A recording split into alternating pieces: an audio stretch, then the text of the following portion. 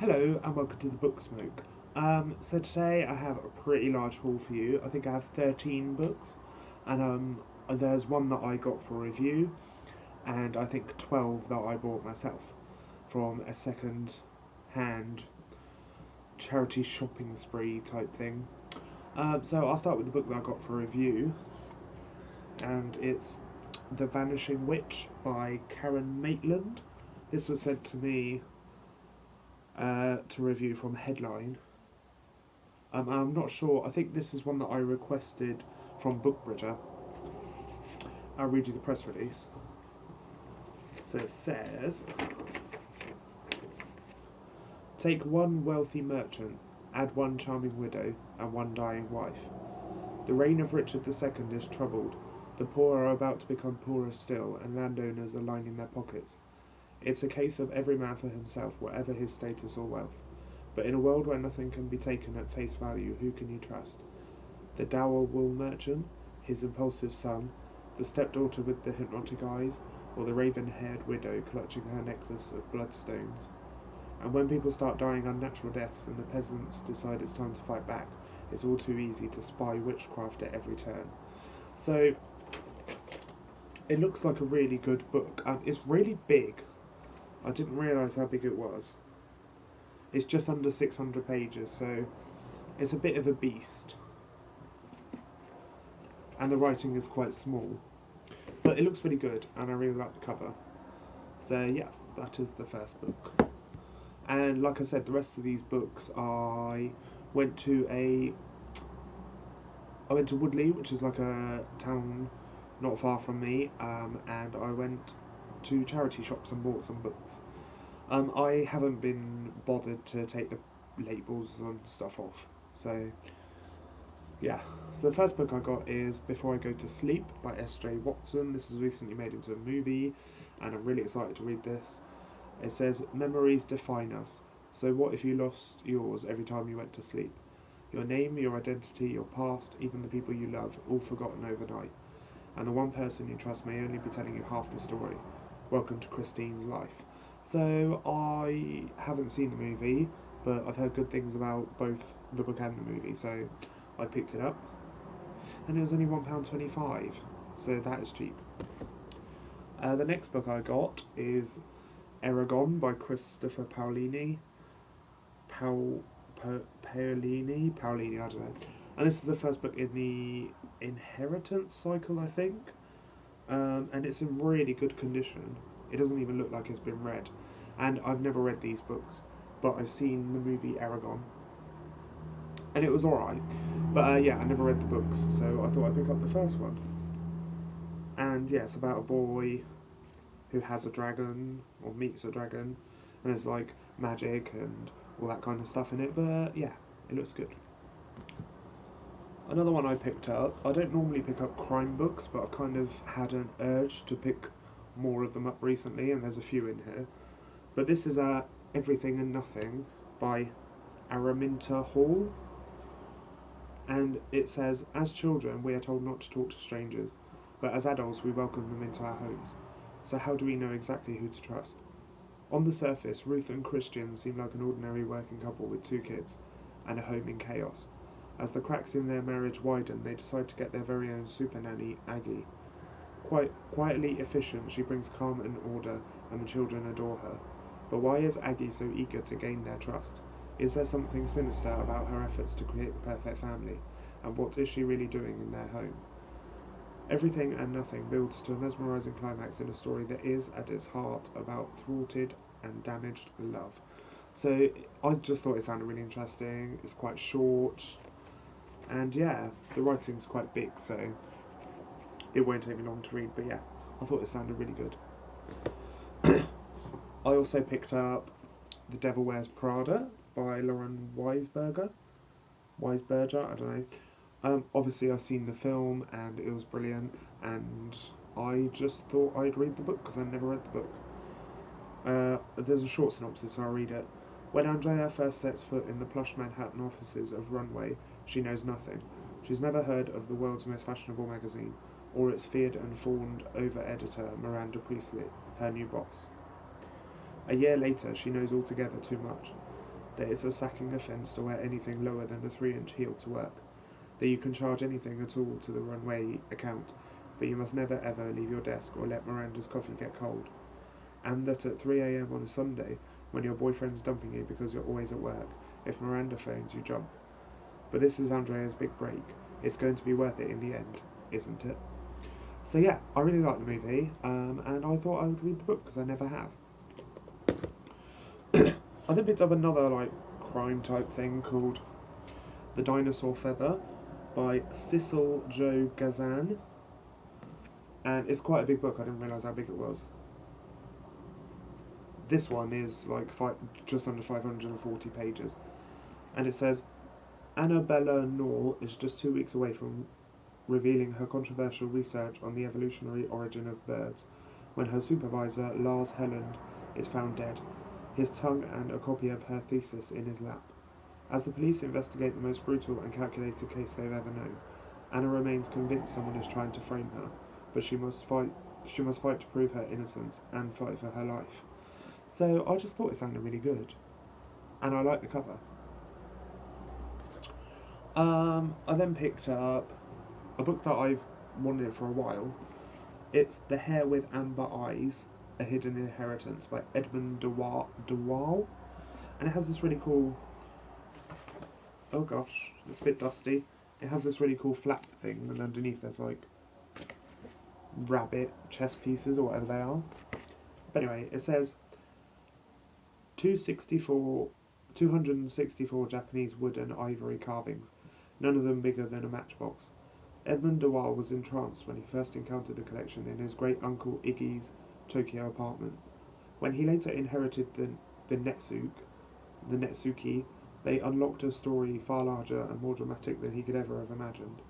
From a burgeoning empire in Odessa to fin de Sicile, Paris, from occupied Vienna to Tokyo, Edmund de Waal traces the Netsuki's journey through generations of his remarkable family against the backdrop of a tumultuous century. So yeah, I thought I would check this out. It was written ages ago. I'll see when it was first published.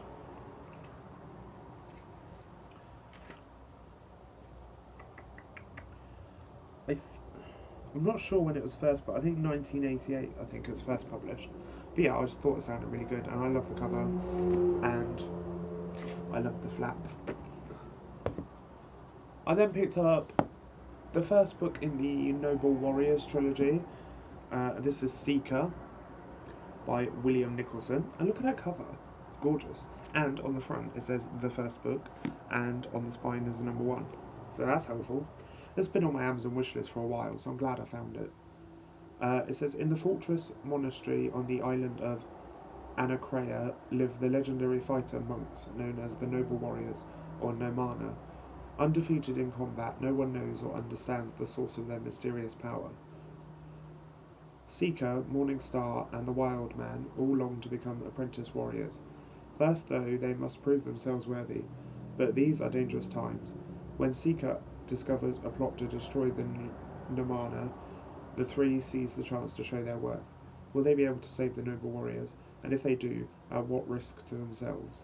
So this sounds really interesting, and like I said, I really like the cover. It's beautiful. The next book I picked up is tiny hardback, which is gorgeous. It's The Apple Tart of Hope by Sarah Moore Fitzgerald. And it says on the back, it's not an ordinary apple tart, it's magic. It's the apple tart of hope. After you've taken a bite, the whole world will look almost completely different. Things will start to change, and by the time you've had a whole slice, you'll realise that everything is going to be okay. Oscar, where have you gone? I shouted. Oscar, where are you now? I begged. Why did you go without saying goodbye? I pleaded. Oscar, come back, I whispered. Oscar Dunleavy, who used to make the world's most perfect apple tarts, is missing, presumed dead. No one seems too surprised except for Meg, his best friend, and his little brother Stevie. Surrounded by grief and confusion, Meg and Stevie are determined to find out what happened to Oscar, and together they learn about loyalty and friendship and the power of never giving up hope. So I just thought it sounded really cute, and it's a little tiny hardback, and it's really short and the writing's pretty good size, so I shouldn't have too much trouble finishing this. It's only 194 pages. The next one I picked up. I've been wanting to check out this author for a while, but just never bought any of his books. But today I got Embassy Town by China Mieville, and he's like a sci-fi writer. And on the back of here it says, Embassy Town, a city of contradictions on the outskirts of the universe. Avis is an immerser, a traveller on the Immer, the sea of space and time below the everyday, now returned to her birth planet. Here on Arica, humans are not the only intelligent life, and Avis has a rare bond with the natives, the enigmatic hosts who cannot lie. On a tiny cadre of unique human ambassadors can speak Only a tiny cadre of unique human ambassadors can speak language and connect the two communities, but an unimaginable new arrival has come to Embassy Town, and when this ambassador speaks, everything changes. Catastrophe looms. Avis knows the only hope is for her to speak directly to the alien hosts, and that is impossible. So it sounds really good, and I love the cover, and the spine's bright green. But yeah, I thought it sounded really good. The next book I have is Fascination by William Boyd. It's a collection of short stories. It just says 16 masterpieces of short fiction from one of today's most original storytellers. So yeah, I never read William Boyd, I don't think. So I thought I would check it out. And I like short stories because they, you feel like you get more out of them. Yeah. The next book I picked up is Fen Runners by John Gordon. A little mini hardback, and it's beautiful. And it says, the days when you could skate on the smooth frozen waterways of the fens seem to be over, but the story of Tom Townsend's fall into the cold black water is legend. He lost the blade of his skate and returned to the surface with nightmares. Something was down there, wanting to trap him. Now Jenny, his granddaughter, feels haunted, and when her friend Kit pulls the lost Fen Runner from the water, he too feels the presence of what lies beneath. In a bitter winter, they must pursue the mystery beneath the ice and put to rest a battle from long ago. So this has like kind of fantasy-ish, magical realism elements, I believe. And it looks really cool. And it's only 136 pages.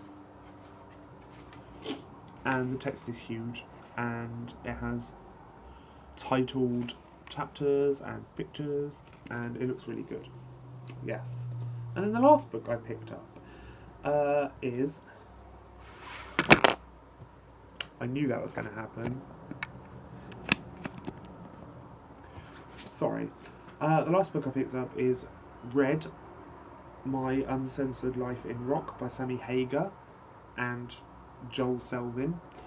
I don't really normally read...